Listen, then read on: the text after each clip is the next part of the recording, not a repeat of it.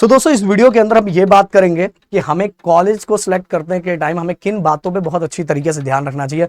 और प्लीज मैं बोलना चाहूंगा इन चीजों को जरूर फॉलो करना, नहीं तो आगे जाके 1 साल या 6 महीने के बाद आपको जरूर फील होगा कि प्रदीप सर बिल्कुल सही बोल रहे थे, हमें उनकी बात को फॉलो करना चाहिए था। तो सबसे पहली बात, मैं अगर कभी भी आप कॉलेज सेलेक्ट कर रहे हो तो 11th और 12th के अंदर ये चीजें जरूर रखो कि कौन सा कॉलेज आपके घर के सबसे नजदीक है। क्यों सर ऐसा, क्यों सर वो कॉलेज अच्छा नहीं है? सर बताना चाहूंगा, देखो 11th एंड 12th के अंदर आप बेसिकली आप साइंस ले रहे हो तो साइंस के लिए सेल्फ स्टडी बहुत ज्यादा इंपॉर्टेंट होता है। अगर सेल्फ स्टडी इंपॉर्टेंट है, अगर आप वो फॉलो कर रहे हो तो भाई देखो 10th में अगर आपका परसेंट अच्छा है तो 11th में भी रहेगा और 12th में भी रहेगा। बट अगर आपको सेल्फ स्टडी करने का मौका नहीं मिल पा रहा है और आप आ रहे हो, आप दिन भर आपका कॉलेज का टाइम ही चला जा रहा है, ट्रैवलिंग में चला जा रहा है, ये चला जा रहा है, आप थके आ रहे हो, फिर कॉलेज का असाइनमेंट कर रहे हो, तो कुल मिला के आपका स्टडी पे से धीरे धीरे फोकस हटता जाएगा। इसलिए क्योंकि देखो 12th का परसेंट बहुत मैटर करेगा और 12th के बाद आपको आगे जाना है। आगे जाना आपको 12th के बाद है, क्योंकि 12th के बाद जो परसेंट आएगा उसी के बेसिस पे आपको कॉलेज मिलेगा, उसी के बेसिस पे आपका एडमिशन होने वाला है। और 11th के अंदर आप करोगे तो सभी को कॉलेज मिल ही जाता है।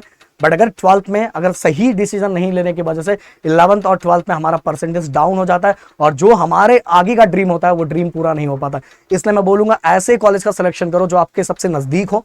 12-1 बजे आप घर पे आ जाओ। अगर मॉर्निंग कॉलेज हो तो ज्यादा बेटर ऑप्शन है, पर मुंबई में बहुत सारे मॉर्निंग कॉलेजेस नहीं है। बट अगर मॉर्निंग कॉलेज मिल रहा है तो पहले वही चूज करो, जिससे क्या होगा कि 12-1 बजे तक आप घर पे आ जाओगे, घर पे आने का 1-2 घंटा रेस्ट करोगे और इसके बाद का जितना टाइम है आपके सेल्फ स्टडी के लिए मिलेगा, जिससे आप बहुत फोकस कर पाओगे।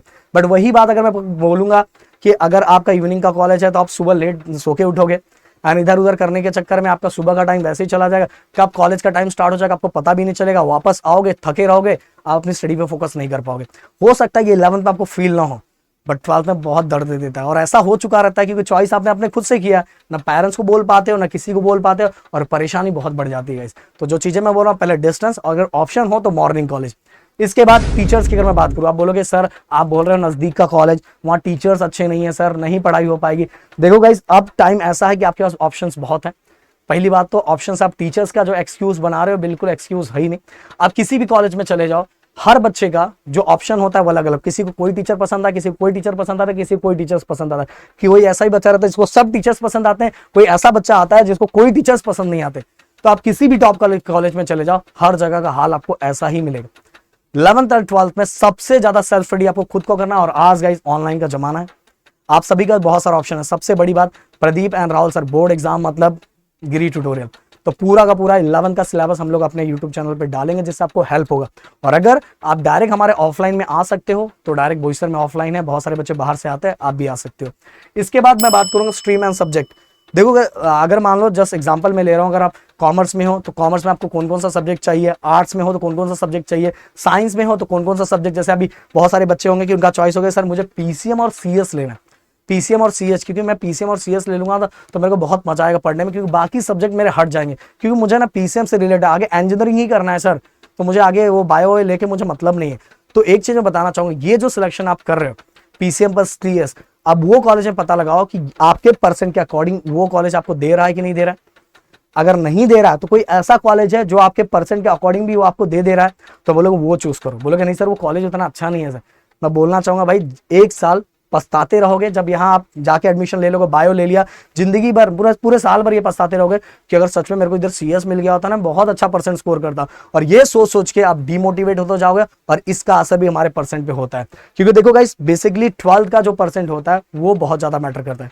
और 11th 12th में बस एक कॉलेज मिलना चाहिए जिससे आप अच्छा खासा स्टडी कर पाओ। कि बहुत सारे जगहों पे क्या किया जाता है पता है, बहुत सारे जगहों पे देखा जाता है कि बच्चों को बिना मतलब परेशान किया जाता है, चीजों को, छोटी छोटी चीजों को लेके असाइनमेंट, ये चीजें धीरे धीरे पता चल जाए। अगर ऐसे किसी कॉलेजेस के अंदर है तो वो भाई कॉलेजेस थोड़ी दूरियां बना के रखो। जो जरूरी है चलो उसके लिए परेशान किया जा रहा, समझ सकते हैं, और बहुत सारे जगह पे अननेसेसरी चीजें लेके उनको परेशान किया जाता है। तो ये भी पता लगा के आपको कॉलेज को सिलेक्शन करना चाहिए। एंड लास्ट टू लास्ट, बहुत सारी जगह ऐसा भी होता है, देखो मेरा खुद का ऑफलाइन है पर मैं जल्दी किसी से जुड़ता नहीं।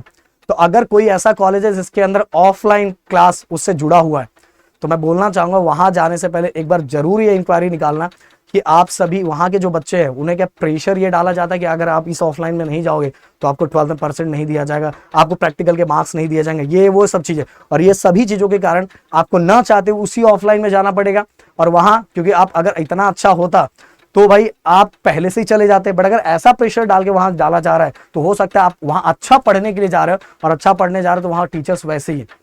तो इसीलिए अगर किसी कॉलेज का ऐसा टाई अप है तो इसके बारे में भी आपको सोचना चाहिए कि वहां ऐसा कुछ तो नहीं है किसी ऑफलाइन के साथ कनेक्शन, जिस कारण बच्चों को इंटरनल को लेके ये समझाया जाता है कि आप इधर ही आओ, ऐसा ये सभी चीजें भी आपको इसके बारे में एक बार सोचना चाहिए। चॉइस और मर्जी आपकी है, आप उसके बारे में क्या सोचते हो। बाकी चीजें मैंने आपके सामने रख दी। अगर कुछ और भी डाउट है तो प्लीज कॉमेंट बॉक्स में लिख के जरूर मुझे बताना। मिलते हैं नेक्स्ट वीडियो में। Thank you so much. जय हिंद एंड जय महाराष्ट्र दोस्तों।